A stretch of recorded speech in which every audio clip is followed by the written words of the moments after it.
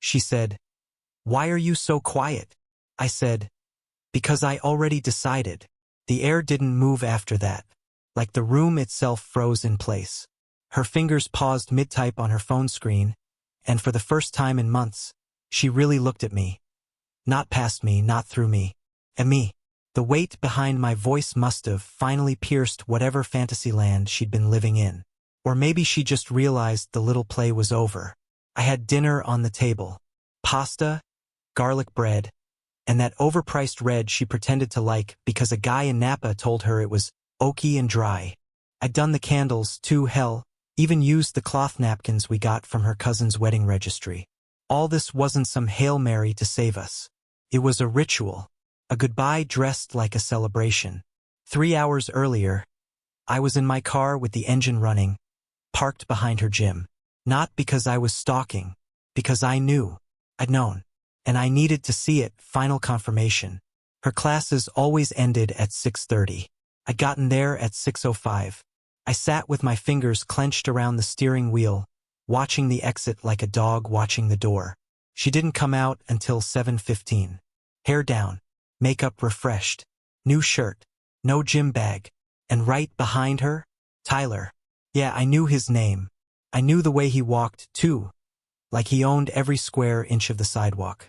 His hand brushed her back as they walked toward his car. She laughed, that laugh that used to be mine. Then she leaned in, whispered something in his ear, and got in the passenger seat without looking back. I drove home in silence. When she came through the door later, her hair was slightly wet. "Rain caught me," she said, even though the ground outside was bone dry. She kissed my cheek and said, "Smells good in here." Like she hadn't just spent the last hour pressed up against someone else. Now we were at the table. Her eyes still locked on me. "What do you mean you decided?" she asked. Her voice had that fake softness she used whenever she was trying to manipulate. Sweet, lilting like butter hiding poison. I took my time. I didn't rush. "I mean, I'm done," I said. "I know. I've known." The silence cracked something. She leaned back slowly, her jaw tightening. "I don't know what you think you know," she started, already defensive. I stood, walked over to the kitchen drawer, pulled out the manila envelope. I didn't throw it. I didn't yell. I just placed it in front of her. She didn't open it. She didn't have to, because she recognized the top sheet, the screenshot of her and Tyler at the little roadside diner an hour outside the city. The one she told me was a networking mixer. She was leaning against his chest, his lips on her temple. Timestamped, marked, caught. Her face changed. Not shock, not guilt, annoyance. "I can't believe you went through my stuff," she said.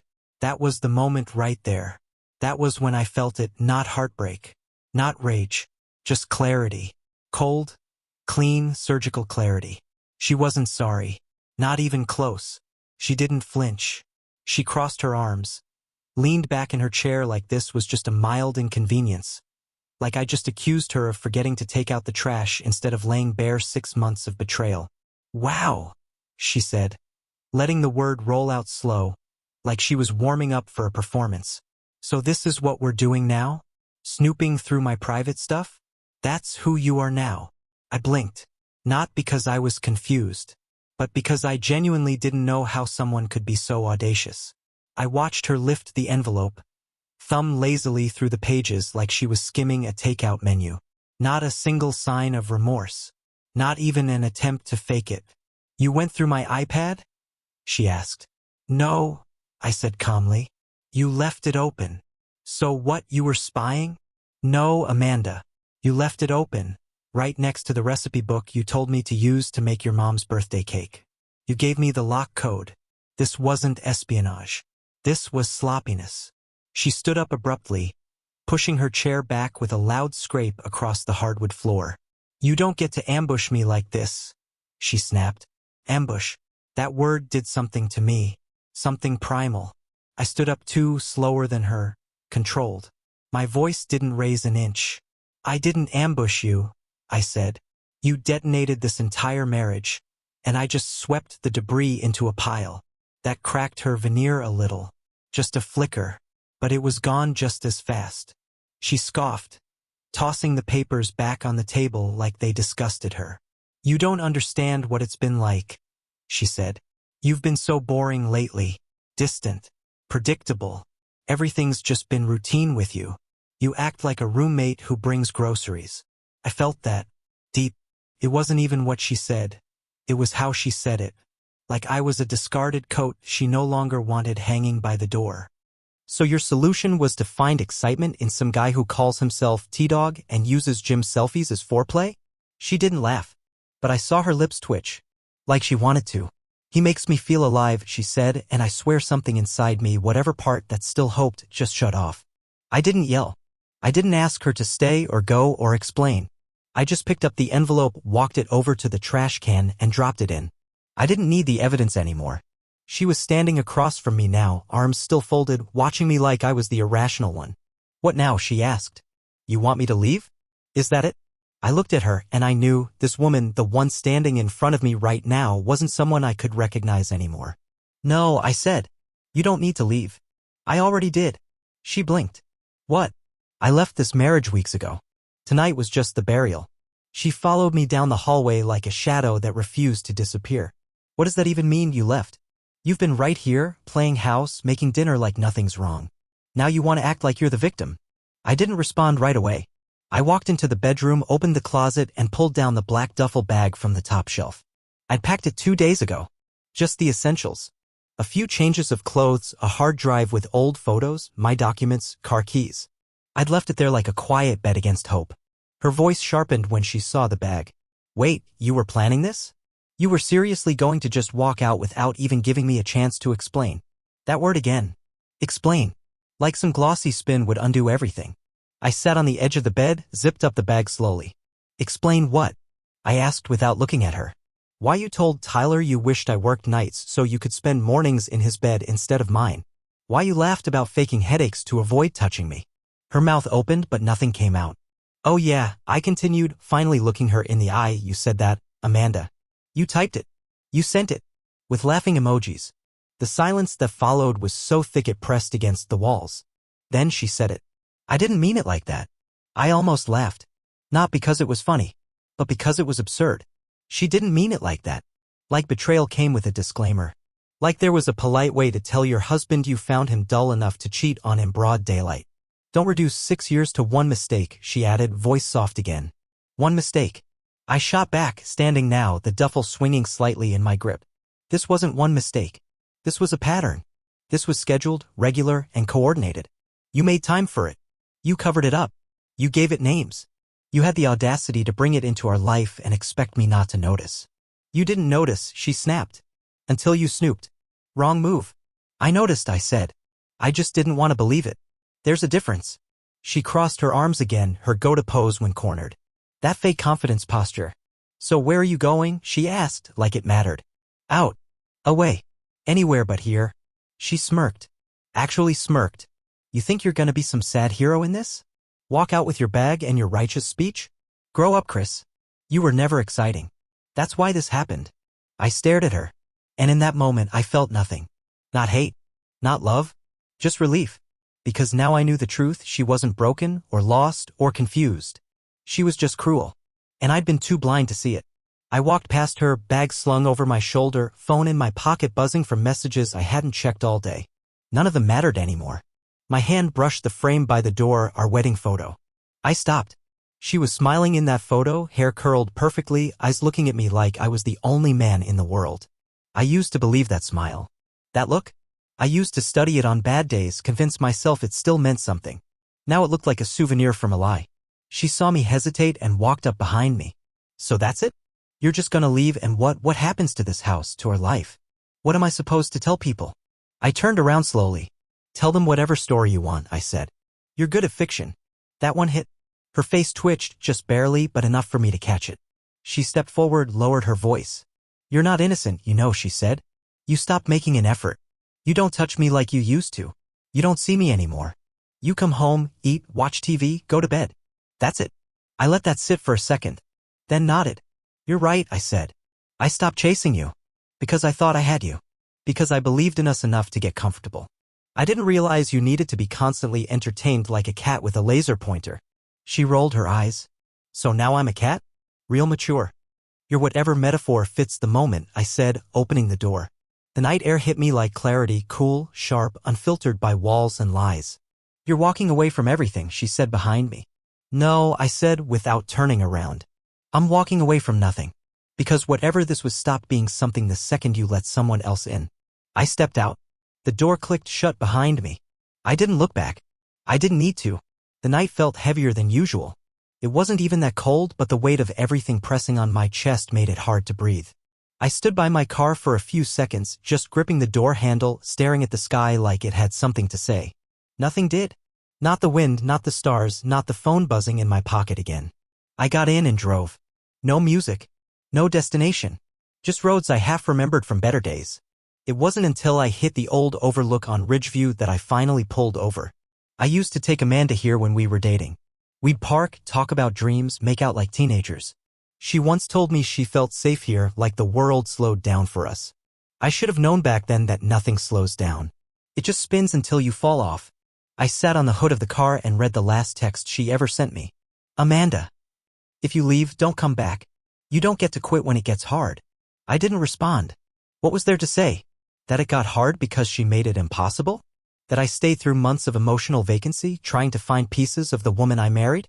There was no dignity left to protect in this. Just memory and ash. That night, I stayed in a motel on Route 9. Cheap, stiff bed. Smelled like bleach and regret. I stared at the ceiling for hours, playing every scene over again like a movie I didn't audition for. I remembered her telling me she loved me after her cousin's wedding. The same night, I now knew she'd texted Tyler from the bathroom stall, "Wish you were here instead." I thought I'd cry. I didn't. I thought I'd rage. I didn't. All I felt was this low, throbbing ache. The kind that sits in your bones. Not pain. Just absence. Like someone rearranged my insides and forgot to fill the gaps. I didn't sleep. Just watched the sun rise through a cracked curtain, knowing everything that came next would be built on ruins. But at least they were honest ruins. Morning came without warning, just pale light creeping through the torn curtain and landing across my face. I sat up slowly, every part of me stiff like I'd aged a decade overnight. The room was silent except for the hum of the air unit and the soft clink of my keys when I scooped them off the nightstand. I checked my phone. 2 missed calls from Amanda. A string of texts, all sent between 2 and 4 a.m. Amanda. You're seriously not answering? So this is how it ends? After everything? You're not even going to fight for us? You're acting like a coward. Come home so we can talk like adults. And then the last one. Amanda. Don't be surprised if I'm not here when you decide to grow up. I read them all. Then I deleted every single one. No reply. No closure. The kind of silence that speaks louder than any fight. I left the motel, grabbed a coffee from a gas station that smelled like burnt plastic and wet newspapers, then just drove. My brother Mark lived an hour away. We hadn't talked much in the last year. But he always said, if the world ever kicks your legs out, my couch has got your back. I figured the time had come. He didn't ask questions when I showed up. Just opened the door in sweatpants and handed me a mug. Living room's yours, he said. You want pancakes or just whiskey? Both, I said. We sat in silence for a while. TV was on, but we didn't watch it. I told him everything around noon about Amanda, the affair, the lies, the envelope, the gym parking lot. The whole sequence, piece by ugly piece. He just listened. Didn't interrupt once. When I was done, he sat back, scratched his beard, and said, "You're handling this better than I would have. I'd probably be in jail by now." I laughed for the first time in days. It felt foreign coming out of me, like a sound I'd forgotten how to make. "You're not going back, right?" he asked. "No," I said. "There's nothing to go back to. She'll try to drag you in," he warned. "They always do. Twist it, make you feel like the bad guy. Flip the whole thing around. You gotta hold the line." "I already drew it," I said. "She just didn't see it." That night, I slept on his couch. The springs groaned like old bones every time I moved. But I slept. For the first time in weeks, I slept like I wasn't waiting for the next disaster to crash through the front door. I didn't dream about her. And that felt like a start. The days that followed blurred into each other.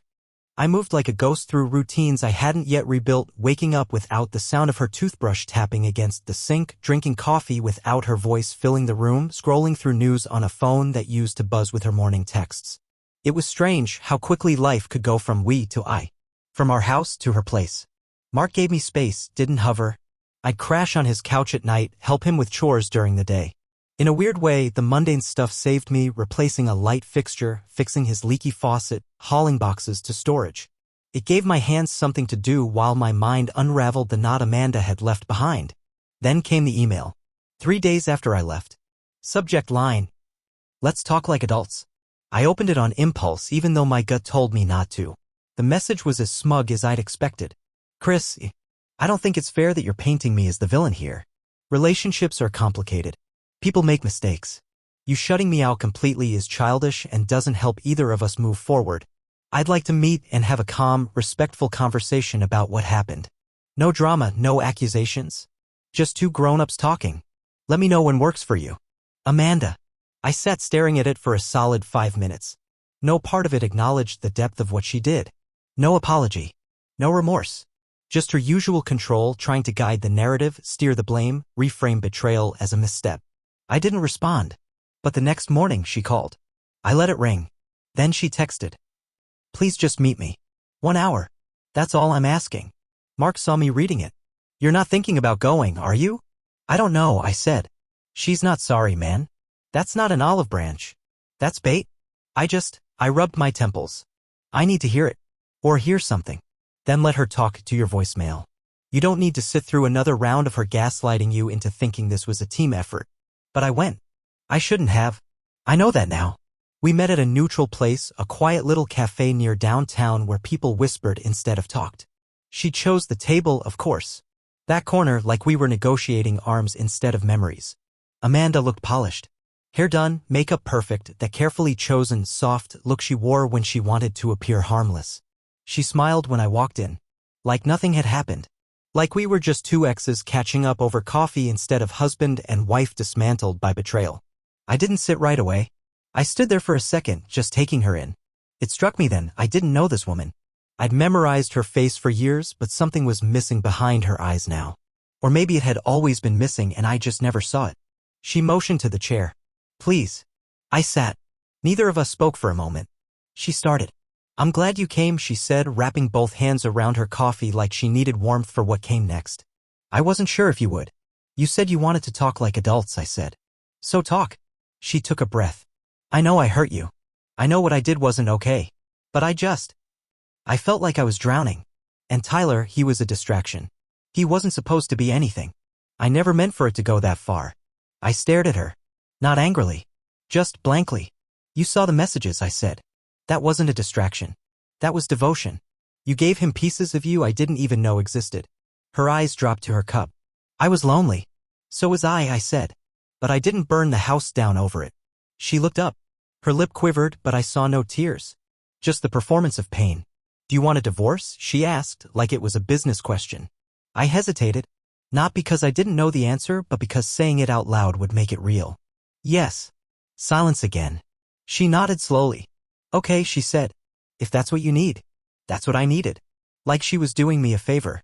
Like I should thank her for letting me go. I stood. "I didn't come here to get your blessing. I came here to make sure I wasn't crazy for walking away." "And?" she asked. "I was right," I said. "You never wanted love. You wanted worship. And when I stopped bowing, you found someone else who would." Her face hardened, the soft expression gone. "Then go," she said coldly.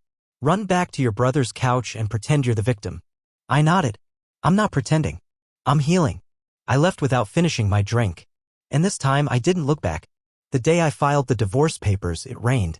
Not the dramatic, movie kind of rain with thunder and street reflections, but steady, unrelenting drizzle that blurred the city in gray and made everything feel quieter than it really was. I walked into the courthouse with a manila folder under my arm, rain soaking the shoulders of my coat, and I swear the moment felt more like a funeral than a legal process. I didn't tell Amanda I was filing that day. She'd made it clear in that cafe meeting, clear in her tone, her posture, her indifference, that the marriage, for her, had been over long before I found the evidence. So I let the silence do the talking. No dramatic email. No final text. She'd get the papers. She'd sign them. She'd move on. Probably already had. The clerk barely looked at me as she stamped the forms. "Once these are processed, she'll be served. You'll be notified," she said. That was it. 4 words, "you'll be notified." Like the end of 6 years could be summed up in administrative language and carbon copies. I walked out, rain still falling, and sat in my car for almost an hour without starting the engine. Just thinking. Not about her. Not anymore. But about how long I had stayed hoping. How many signs I'd ignored. How many times I'd convinced myself that this was just a rough patch, that marriages had seasons, that love was enough. Love wasn't enough. Love is only enough when both people guard it like something sacred. I was guarding it. She was using it as camouflage. That night, back at Mark's, we grilled burgers in the backyard under a tarp.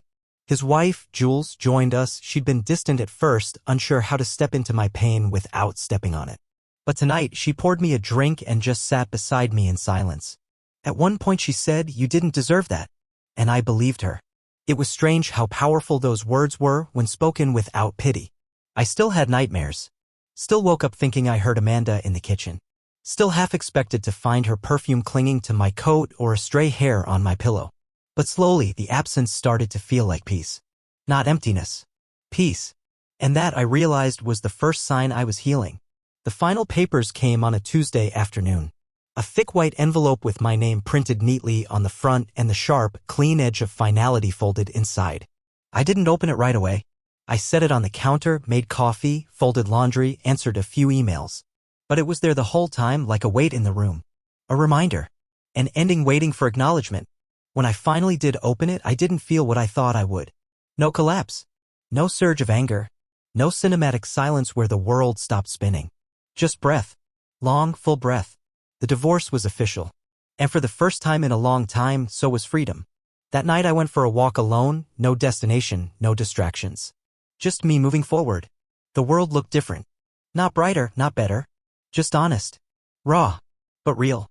I thought about Amanda. Not with longing, but with clarity. She wasn't the love of my life. She was the lesson of it. I learned what happens when you mistake performance for partnership. I learned that intimacy without loyalty is a house with no foundation. I learned that silence can scream the loudest truths when you're finally willing to hear them. And I learned about myself. I learned I could survive betrayal without becoming bitter. I learned I could be broken without staying shattered. And I learned that walking away isn't weakness, it's wisdom. To anyone reading this, anyone sitting in the same quiet I sat in, thinking maybe it's your fault, maybe you weren't enough, maybe if you just tried a little harder. Let me be clear. You don't lose someone who values you. You lose someone who is wearing a mask. Let them go. And don't look back. I didn't. And I never will.